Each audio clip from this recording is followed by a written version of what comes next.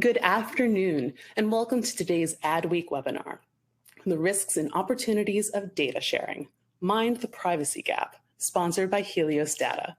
I'm Melissa Ward, Managing Editor of Branded Content at Adweek, and I'll be your host today.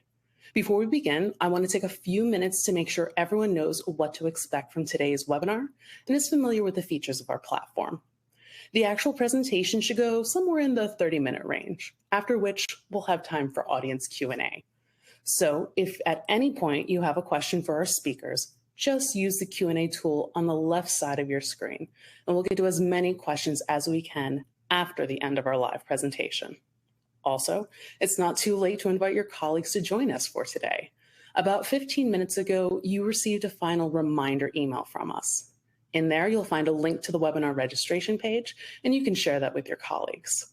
There's still plenty of time for them to join us live, but if they can't, we understand. Today's webinar is being recorded, and they can always watch the on-demand version. In fact, the on-demand recording is available to all of our registrants. We'll be sending you a link later today when it's live, around 3:30 p.m. Eastern. And if you'd like a PDF of today's slide deck, you'll find it in the Event Resources tab at the top of your screen.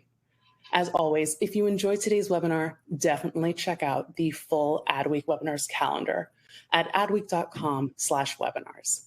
You'll see what we have coming up, and you'll also get access to our archive of on-demand webinars. Now, before we jump into our presentation, let me introduce to you today's speakers. We're happy to be joined by Andy Hepburn, Director of Strategic Markets at Helios Data.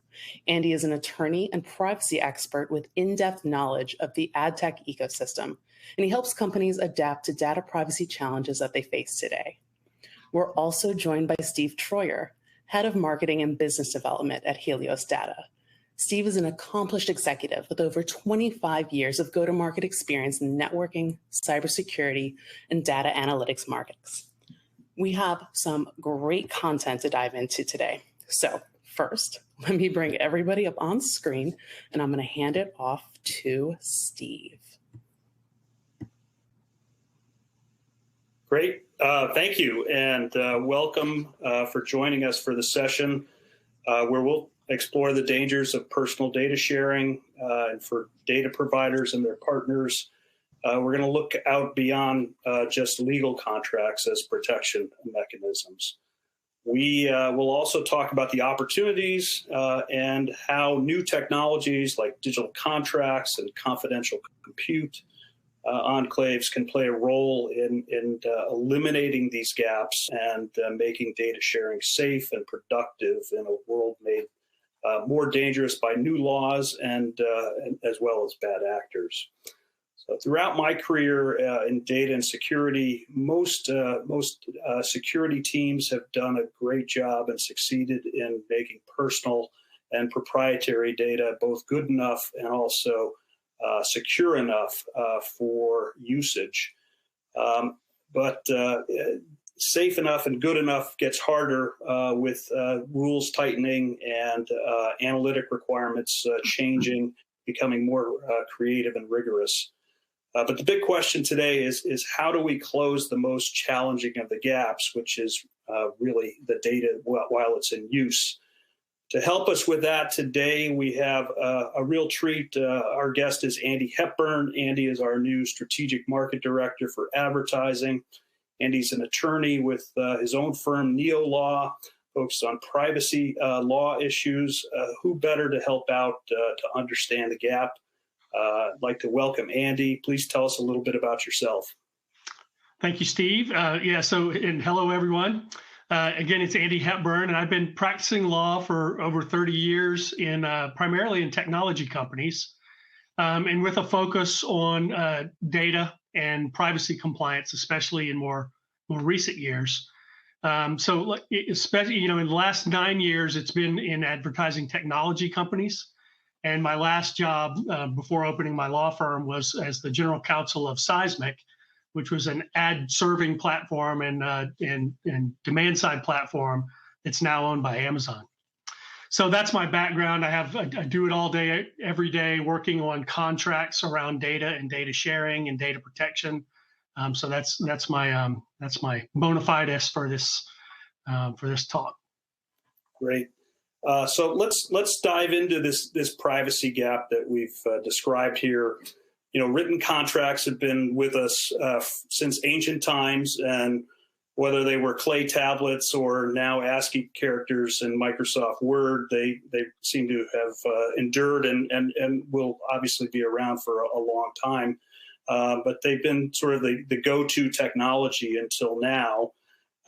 We have master contracts and exhibits and orders and data processing agreements and all of that. Can you expand on that a little bit, Andy? Sure. So, I think for the purposes of this conversation, where we're going to talk as we go along about digital contracts, I think it's helpful to create the context for what a contract is, and we're going to use some examples from ad tech. So we'll talk about data sharing agreements. So the first thing is, just so we're all in agreement on what a contract is it's a legally enforceable agreement between two or more parties. That's what a contract is. And, they can be done as handshakes. So I can say, hey, Steve, will you cut my grass if I pay you $25? And we can shake on that. And that's a contract. And it's legally enforceable, but it's really hard to enforce, because who's going to prove it if there wasn't a witness to say, yeah, they actually agreed on that. And that's why contracts are written, is because the proof to prove that a contract is in force and hasn't been breached or has been breached needs to be in some sort of demonstrable evidence.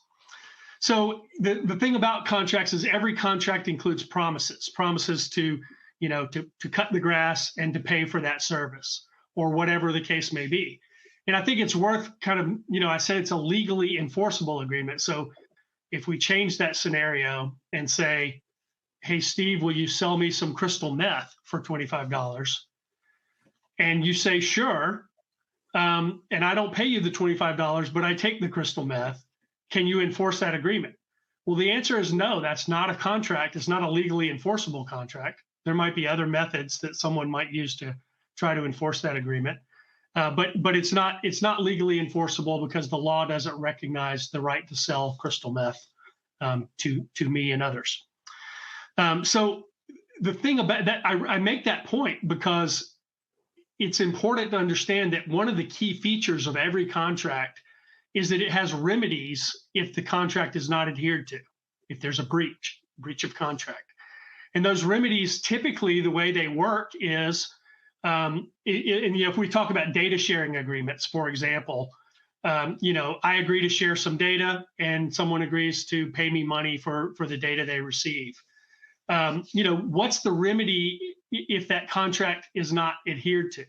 Well, typically the remedy is the right to sue the breaching party and to get damages, what you agreed to pay in this case. So it's important to note that contracts have to be legally enforceable, and they always have remedies if the contract is not followed by one of the parties. And that's where you get into questions about, well, is the remedy enough in a world where data is flying all over the world as fast as we can generate it? And the issue is, just to preview things, is that the remedies that contracts afford, sue the other party in court, they're very reactive. You're not going to take that step unless the issue is really bad. And so there's a growing gap where you need enforcement short of filing a lawsuit to make the remedies work in the favor of the party that has them.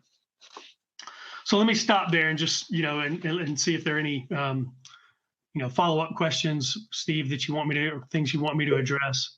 So I think if to summarize it, the legal contract is about trust, and then there's some verification that goes on with that trust, and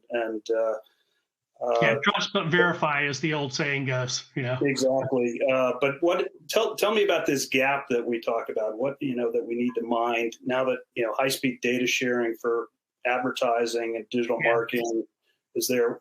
That may feel new, but is there anything really different required here?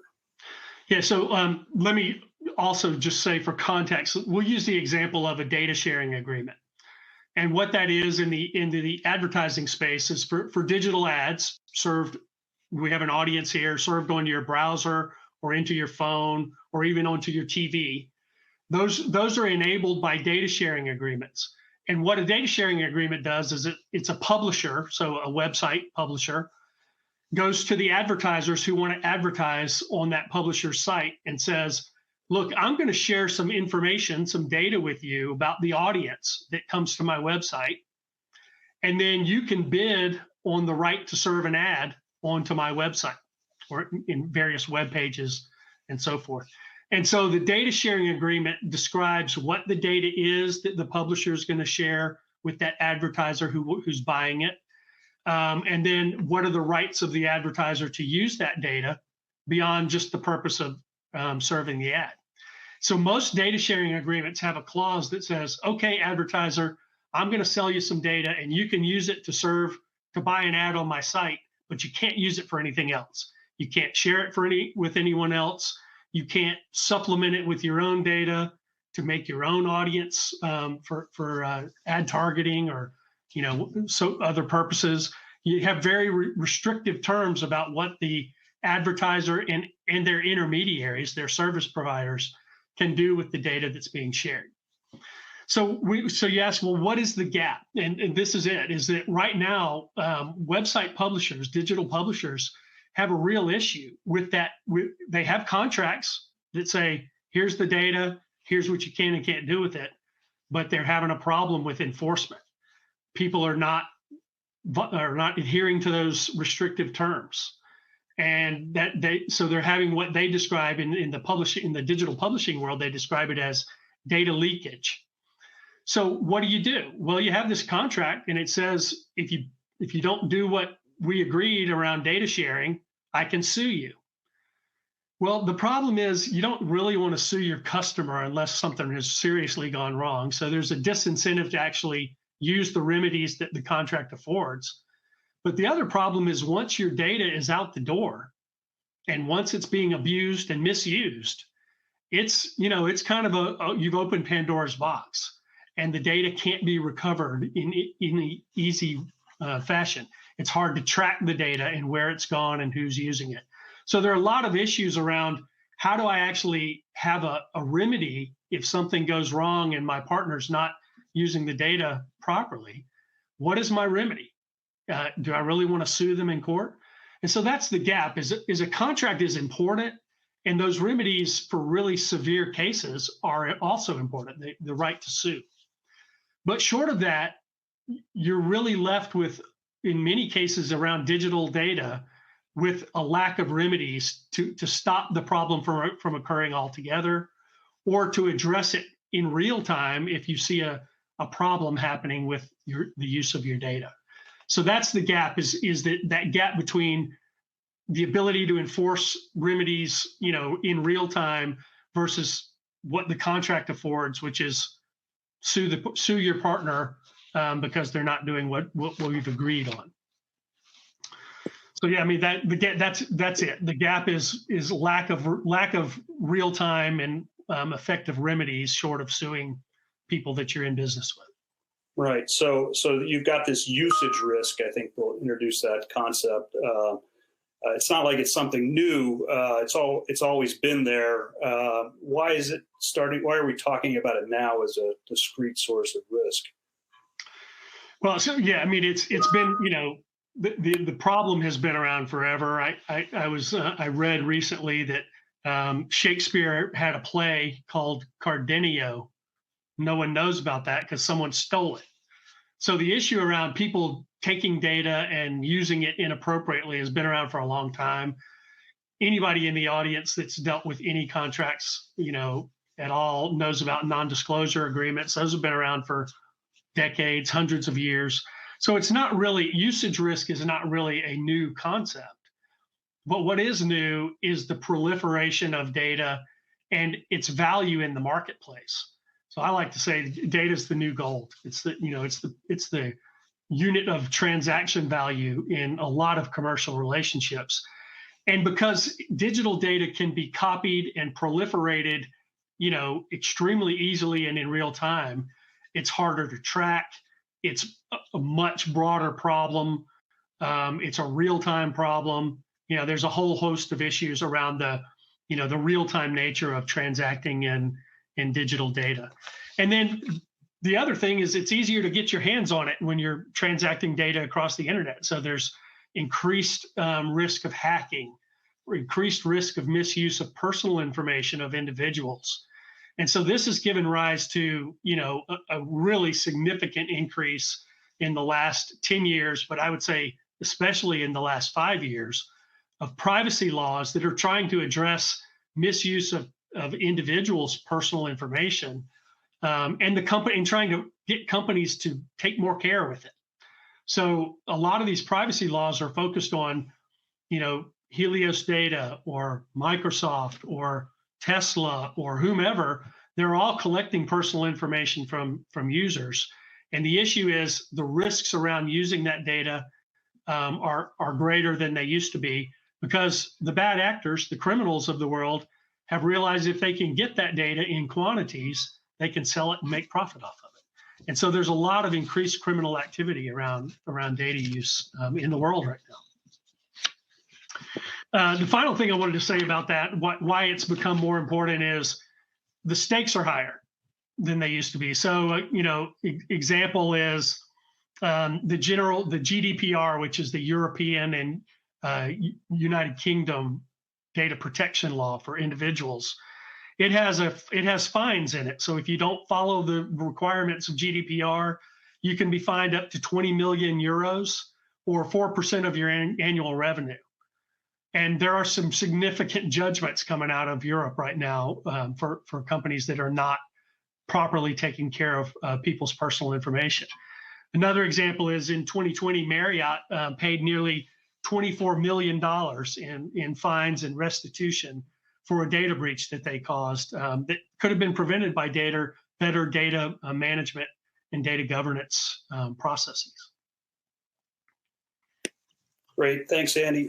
So with the legal agreement about trust and this verification issue, partners have used various tools like audits to do that. But the audit is typically sometime out in the future. So getting back to your point about real time, the need is to have some kind of real time verification there. So how have companies up until now scrambled to address this issue about usage risk? Yeah, so I mean, first thing to note is there is a lot of scrambling. It's a lot of it's around compliance with these new laws, but also just an increased awareness by companies that personal information, it's valuable and it needs to be protected. And so companies in general, I would say there's a higher awareness and a higher concern with properly protecting personal individuals' information. So there's a lot going on. There's a lot of contracts being signed between buyers and sellers of data or users of data. A lot of dollars being spent on better protection mechanisms, so hardening information security capabilities in networks and that sort of thing, increased use of encryption. There's a lot happening, but still the problem persists. So, I think that's the issue is some of these measures, they're important and they need to happen, but they don't really address this issue of, how do I detect that I have a data usage problem or a data leakage problem? And how do I stop it if it's going on? What is the method to do that? And that's where I think we can start talking about digital contracts and how they enhance and supplement traditional written contracts. Yeah, I mean, there's plenty. I mean, there are plenty of methods out there. There's de-identification of data is a technique for making it less harmful if it leaks. If it's in one instance, it's identified to an individual person. In the next instance, it's de-identified. The harm of it getting out there unintentionally is less. And then anonymization is another technique that companies are using. And as I said, encryption, there's a lot of methods out there that are being used to better protect and manage sensitive data. So these technologies have always been the go-to for protecting data being used. Obfuscation technologies like anonymization, data masking, encryption technologies like differential privacy or homomorphic encryption. These are a bit of a crutch. Maybe you can talk a little bit about why, say, anonymization is problematic. Well, I mean, from a lawyer's perspective, one of the things that, you don't have to read very much about these techniques to know that as a matter of computational capabilities, de-identification and anonymization, and even to some extent encryption, so I would say de-identification and anonymization. The problem is that they're difficult to rely on from a legal perspective, because studies are showing that these are serious academic studies showing that with one little piece of additional information, it's not that hard to re-identify a data set to an individual. And so the issue is they don't always work. It's hard to make identified data de-identified permanently, or identified data anonymized permanently. So that's one important issue.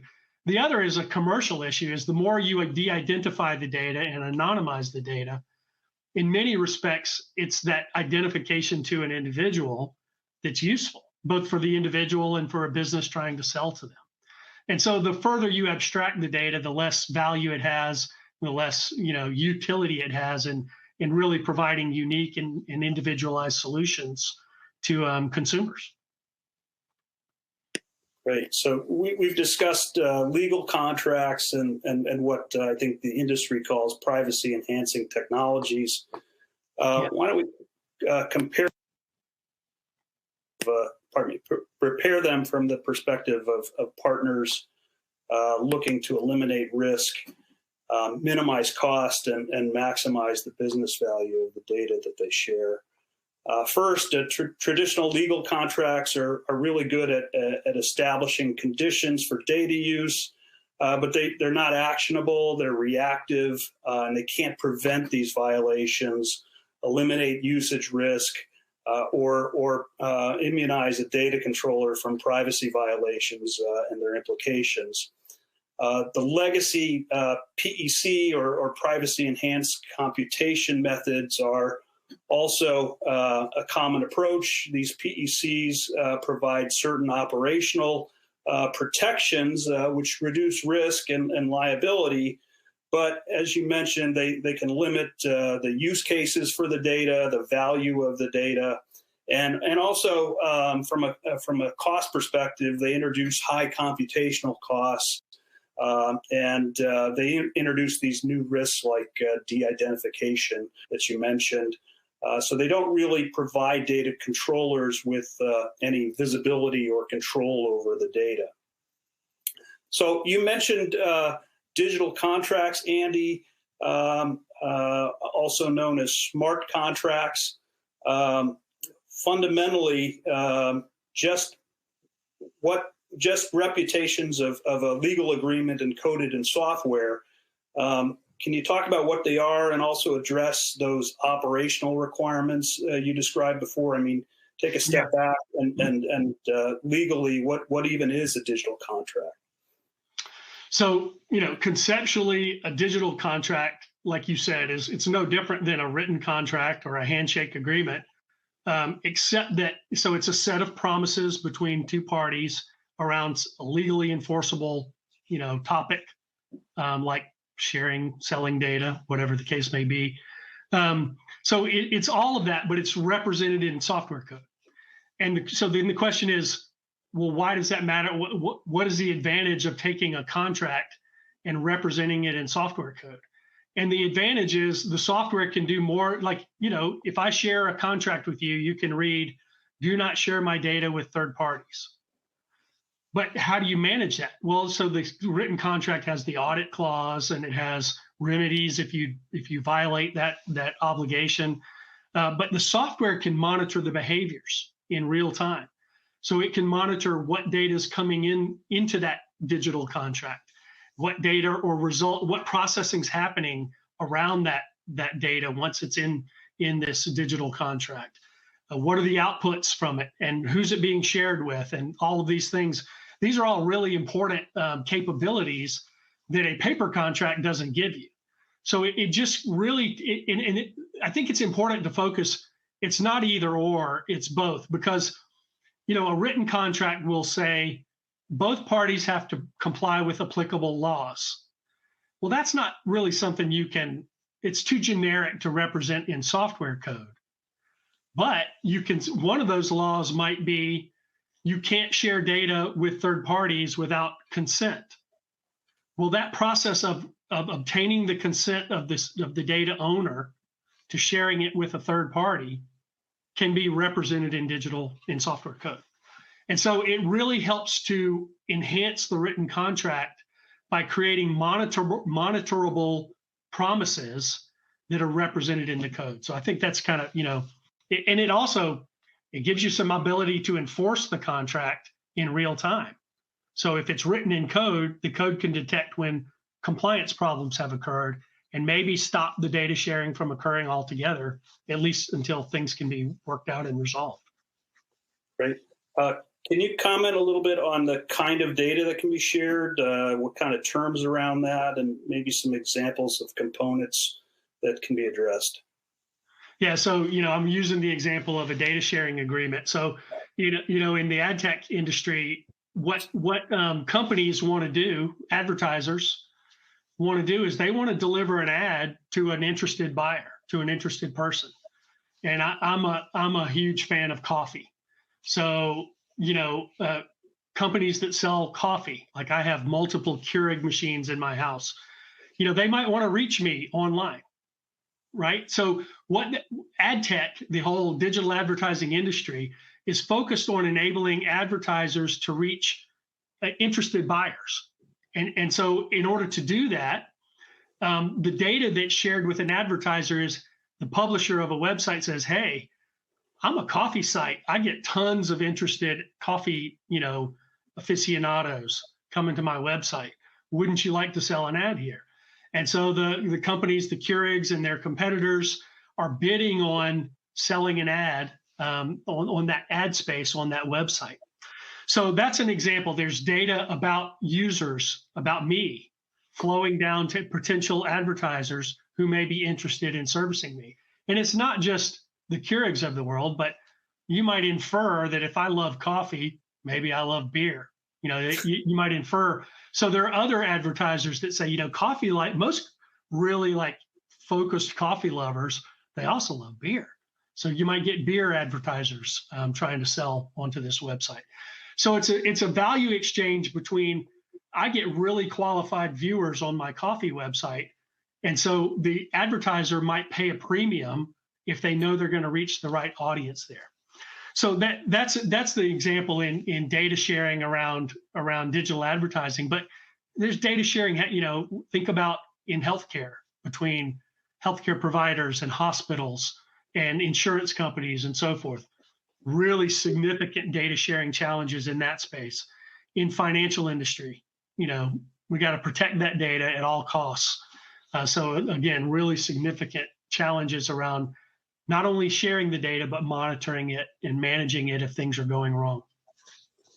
Great. So these digital contracts can help close this gap. This would probably work better in combination with some kind of secure computing solution or a location. People have called these clean rooms.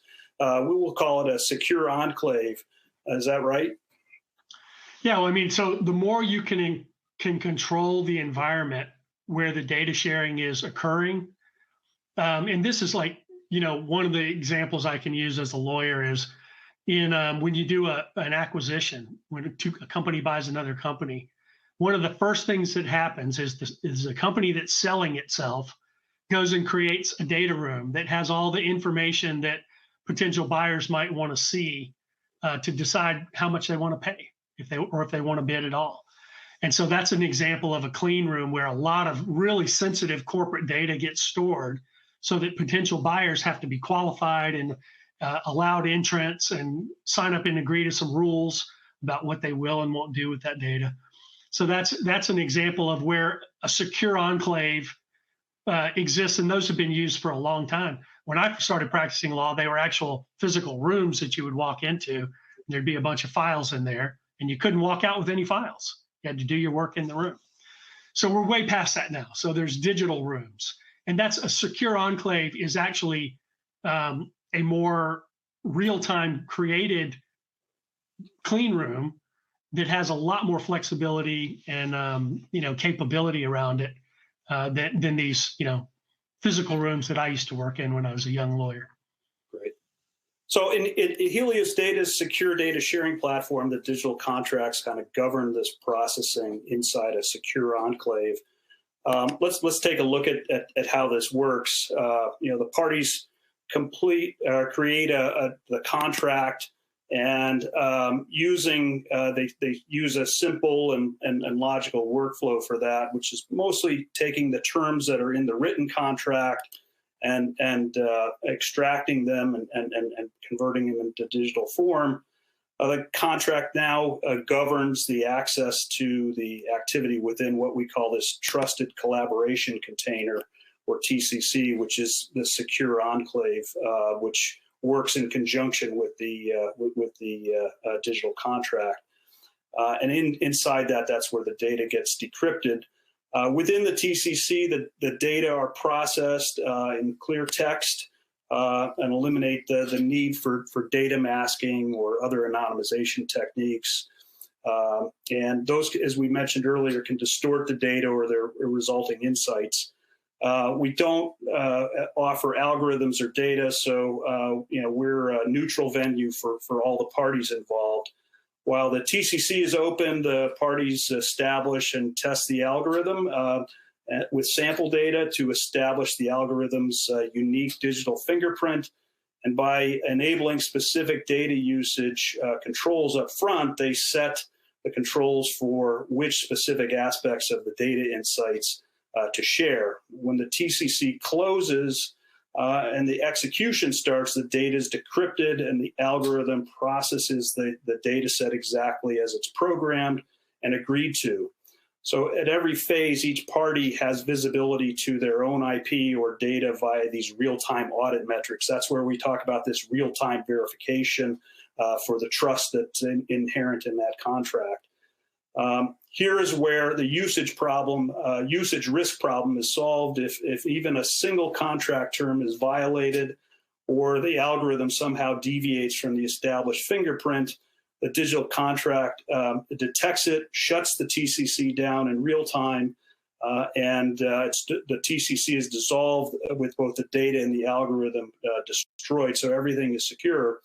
And throughout that process, the data was never at risk. Valuable insights that were needed were created and they were exchanged. So, Andy, comments? Oh. Sorry.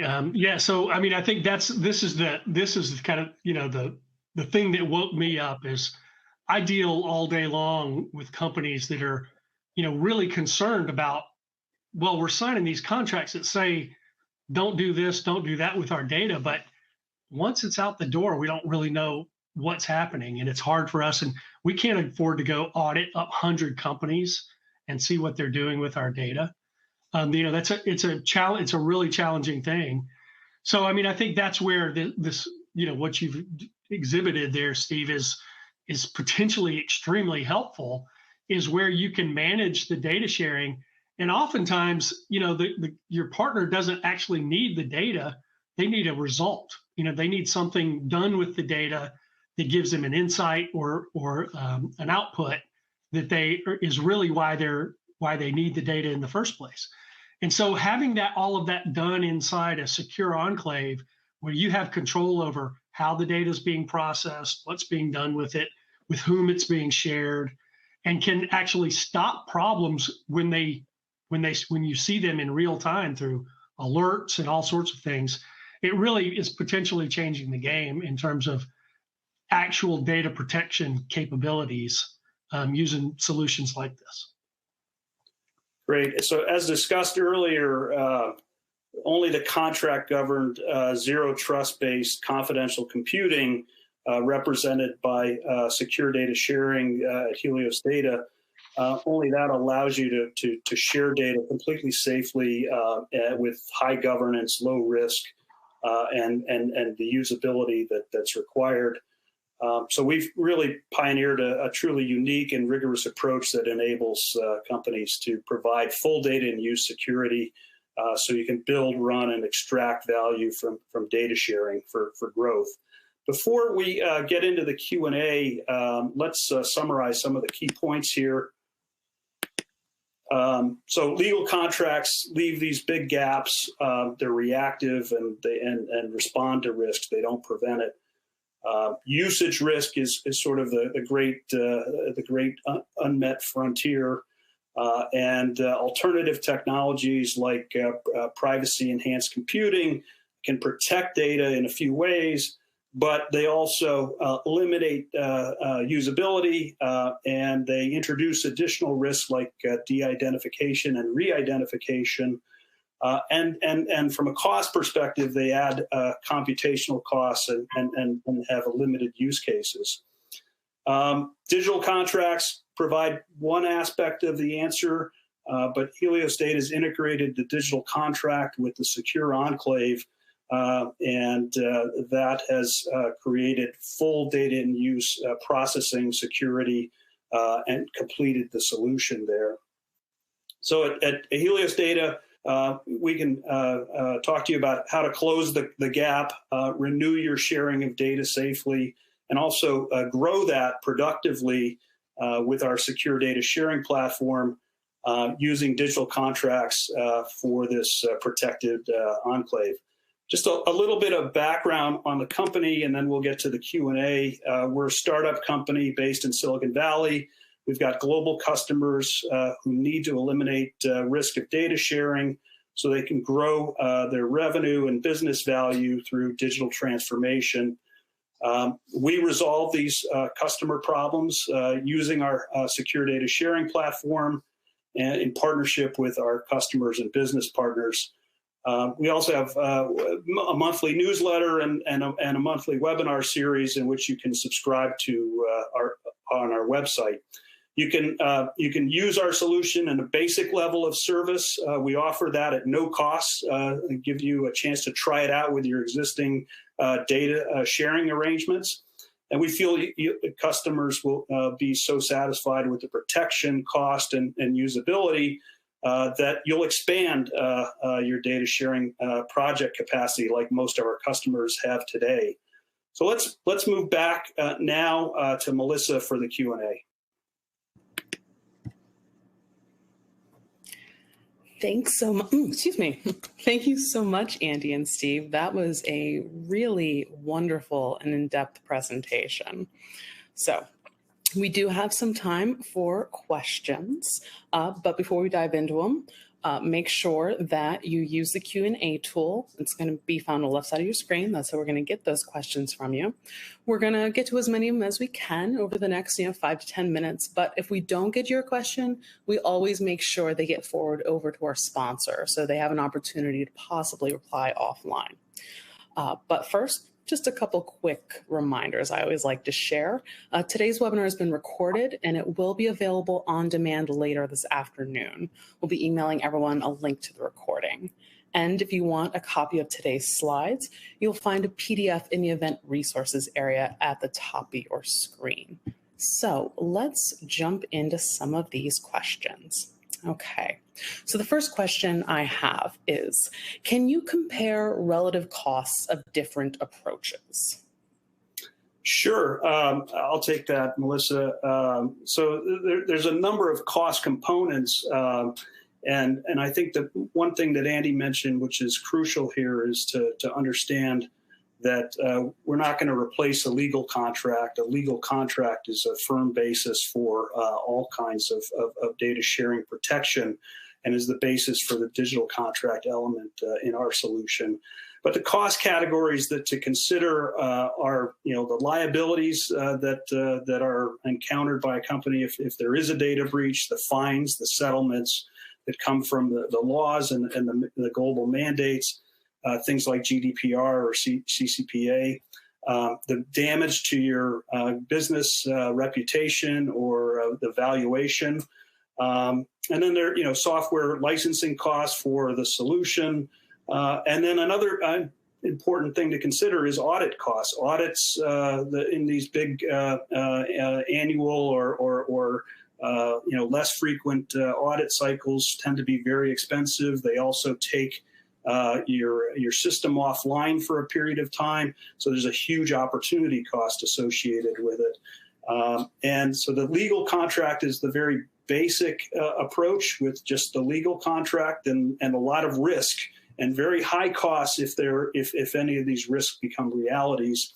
The performance or privacy and enhanced computing technologies like differential privacy or potentially encryption technologies, they kind of lower that risk a little bit with the data because they do offer some protection, but there's high cost in the computation that goes with that.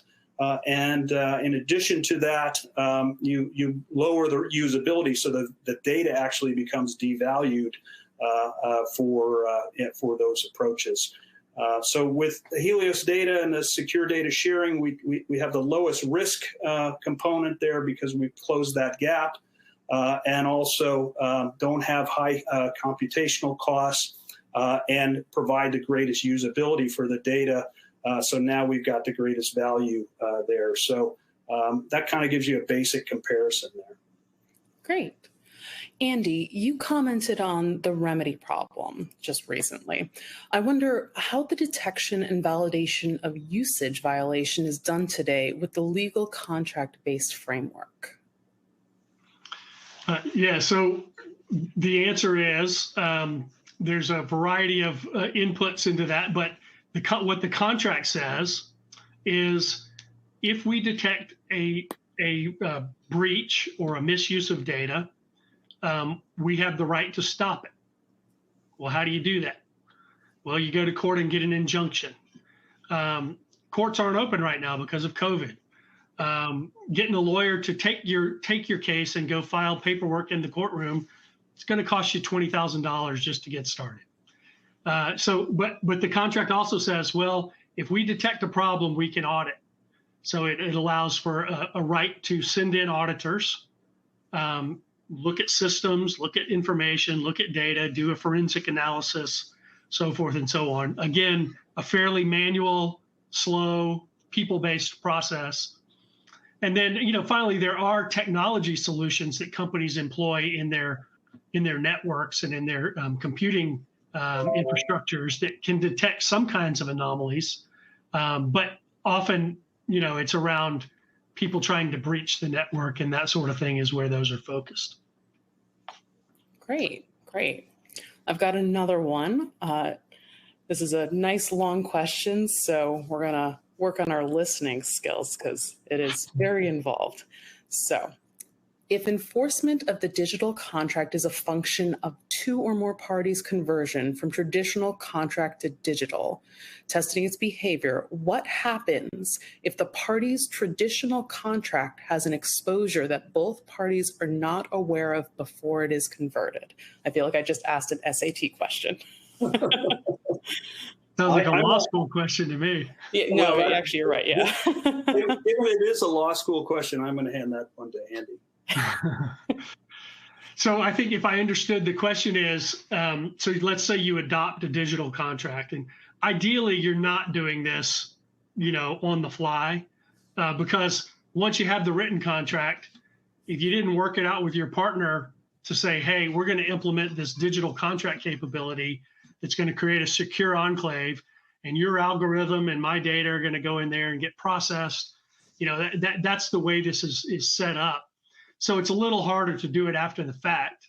But if you can get over that hurdle and get the digital contract in place, what you're doing is, and the way you would do it if you were trying to retrofit a digital contract is say, the contract says I can audit. This is an audit function.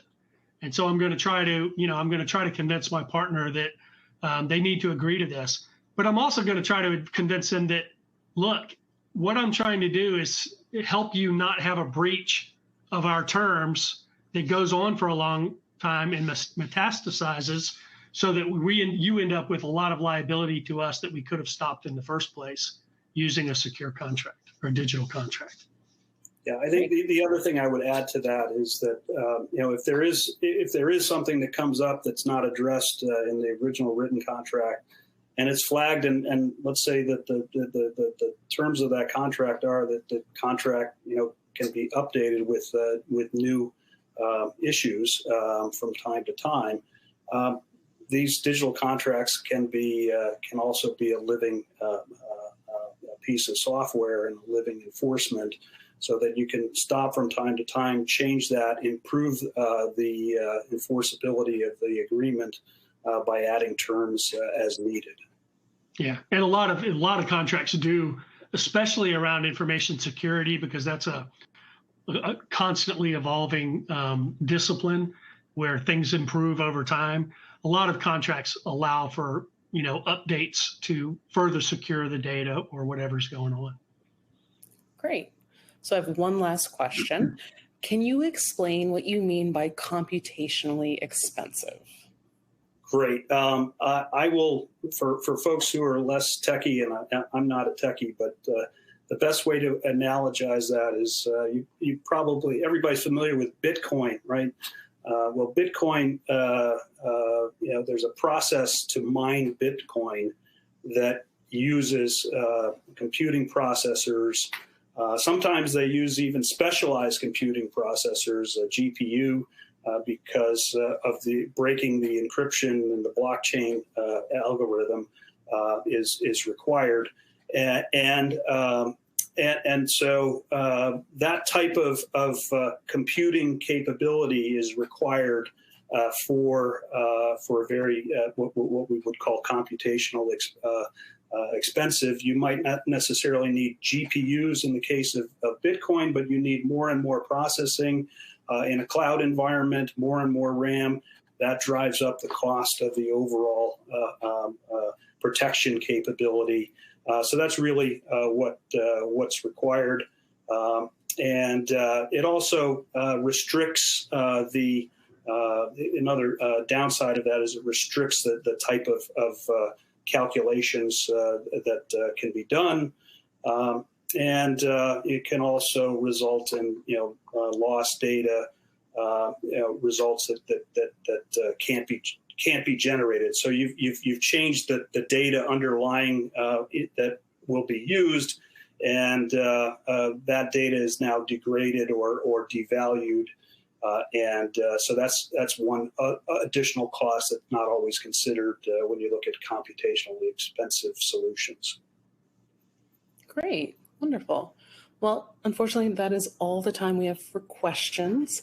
I'd like to thank our speakers as well as our sponsor, Helios Data. Some final reminders: make sure you download the slides from event resources and check your email for a link to the on-demand recording. And if you enjoyed today's webinar, please check out the Adweek webinar calendar at adweek.com/webinars. Again, thank you to our speakers. Thank you to our audience for joining us today. And we look forward to seeing everyone at an upcoming Adweek webinar. Thanks, everybody. Bye, everybody. Thank you very much.